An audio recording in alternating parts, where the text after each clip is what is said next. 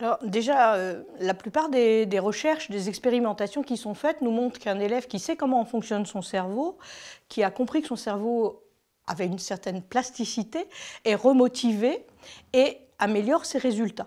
En fait, l'enfant passe d'une conception fixiste à une conception malléable du cerveau et ça lui permet de comprendre que tous les efforts qu'il va faire vont donner des progrès, des résultats, et ça peut donc le remodifier.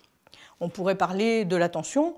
Il est évident qu'au lieu de passer son temps à reprocher aux élèves de ne pas être attentifs, si on leur explique que l'attention est naturellement volatile et que c'est à eux de percevoir à quel moment elle va s'évaporer, choisir les moments de façon à ce que ça soit le moins préjudiciable possible aux apprentissages et d'autre part revenir rapidement dans la concentration, l'élève va pouvoir progresser. Même chose pour la mémorisation. Il est normal que les élèves n'arrivent pas à mémoriser tout ce qu'on leur dit, même s'ils ont compris, puisque comprendre et apprendre, ce n'est pas la même chose. Il faut réactiver, et quand on dit réactiver, ça veut dire de façon active, c'est-à-dire que relire les cours, ça ne sert à rien, mais par contre, ils ont besoin de régulièrement remettre en mémoire, rappeler à la mémoire les informations qui ont été comprises, tout ce qui permet effectivement de réactiver la connaissance. Pour la compréhension, c'est la même chose. Les élèves, on se plaint souvent que des élèves ont des difficultés de compréhension, mais est-ce qu'on leur explique jamais ce que veut dire comprendre? Être capable, par exemple, de répondre à des questions sur un texte, est-ce qu'on leur explique que comprendre, ça suppose d'abord prélever des indices, ensuite interpréter ces indices, les mettre en lien entre eux, les mettre en lien avec ce qu'on sait déjà, de façon à traiter le sujet qui est posé. Connaître cette démarche, c'est à la fois se sentir intelligent, s'écouter penser, en quelque sorte. C'est aussi être capable de savoir quand ça dysfonctionne.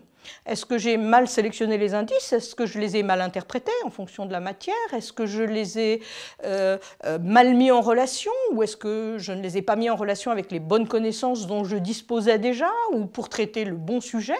Donc ça permet aussi à l'élève d'analyser ses erreurs et de progresser. En gros, je pense que les sciences cognitives nous permettent d'initier les enfants dès la maternelle à l'introspection cognitive et par là à devenir plus autonomes, plus confiants en eux, en leurs possibilités, à s'intéresser davantage et donc à réussir.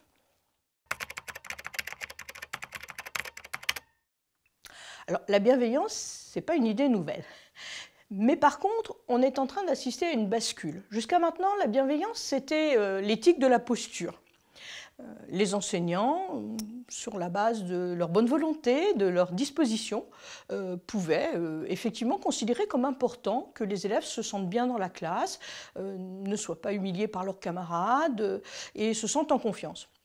Aujourd'hui, les sciences cognitives nous montrent par les analyses chimiques, par la neuroéducation, nous montrent exactement ce qui se passe dans le cerveau, c'est-à-dire que nous voyons que lorsqu'un élève est en confiance, se sent bien, il fabrique des hormones qui lui permettent de faire fonctionner son cerveau le mieux possible et le plus efficacement. Au contraire, quand il craint une critique acerbe de l'enseignant, quand il craint des moqueries de ses camarades, quand il se sent incompétent, eh bien, il va fabriquer des substances comme le cortisol, par exemple, qui va bloquer le fonctionnement du cerveau.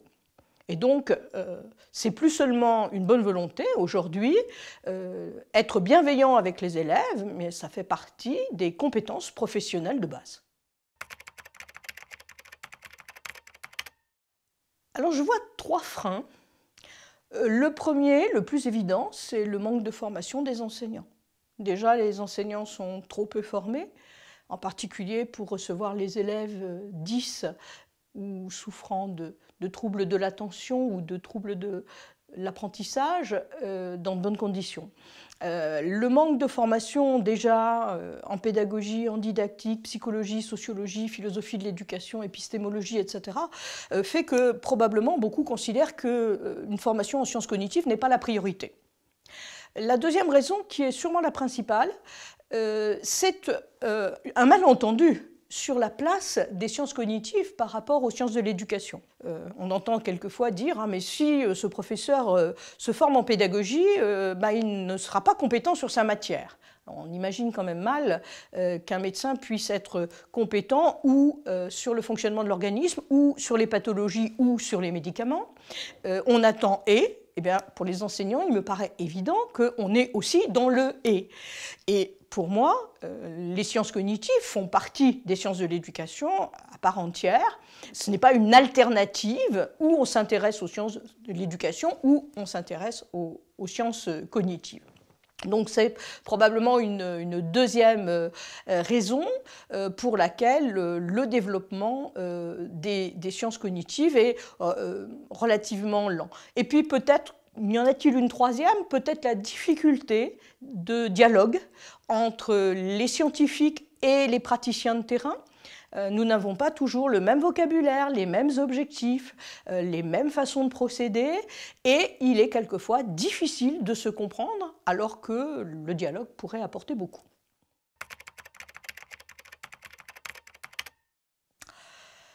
Les dangers des sciences cognitives, le premier est un danger politique, c'est celui de l'instrumentalisation.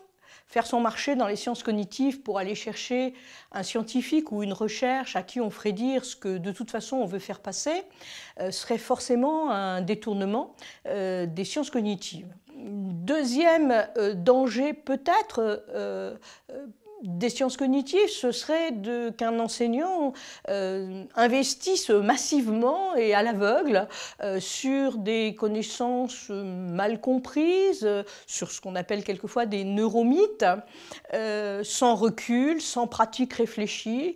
Et puis, mais c'est un tout est en synergie, c'est probablement aussi le risque des recettes. Donner des recettes aux enseignants, leur dire on a lu, on a étudié pour vous, voilà ce qu'il faut faire. Des injonctions ne me paraît pas souhaitable.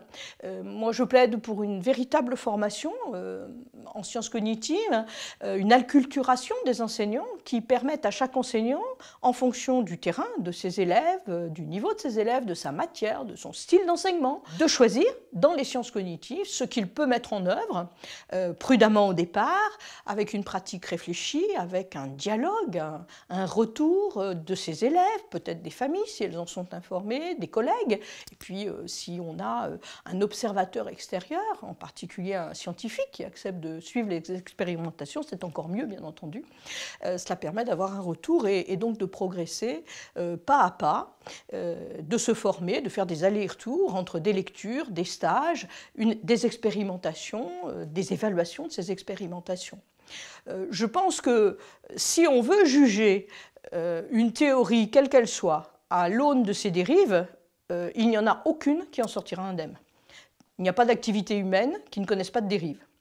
Pour moi, la meilleure protection contre ces dérives, c'est la formation et c'est le dialogue avec les collègues et également le dialogue avec les spécialistes, les chercheurs.